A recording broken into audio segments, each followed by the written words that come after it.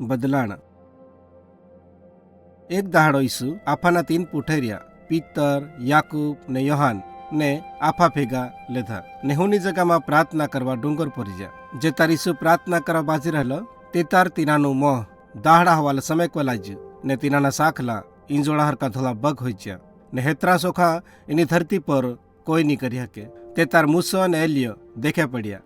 એના બનાવના ઘણા વર્ષ પહેલા એ માણે એની દુનિયામાં જીવી જેલા જે યરુસાલેમમાં ઈસુના મરણ હોવાનું હોતું તેના બારામાં વાત કરતલા. જે તાર મૂસો અને એલિયો ઈસુની હાથે વાતે કરતલા તે તાર પિત્તર ઈસુને કહ્યું, આપણે લીધે અહીંયા રહેવા વારું છે, ચાલો આપણું 3 માંડવા બનાવજે, એક તાહરી લીધે, એક મૂસા લીધે ને એક એલિયા લીધે. પણ પિત્તર કો બોલા બાજી રહ્યો છું નહીં જાણતલો.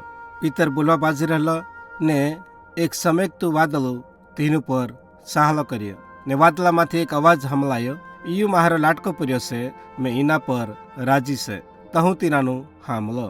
તીનાના પુઠેરિયા ઘણા બેહી ગયા ને ભોંય પર પડી ગયા. તે તાર ઈસુ તીનોને હાથ અડકાયો ને કહ્યું, બીહવાની ઊભા હોવો. જે તાર છે ચારે મેર ભાળી તે તાર સા ઈસુ એતરો જ હતો. ઈસુ ને 3 પુઠેરિયા ડુંગરે તા નીચા ઉતર્યા. તે તાર ઈસુ તીનોને કહ્યું, જો કંઈ અહીંયા બન્યું જો કોઈને નહીં કહેવા. મેં થોડાક ટાઈમ પછી મરી જા ને પાછો જીવતો હોઈ જા ને એના પછી તો હું માણુને એ વાતે કહી હખો.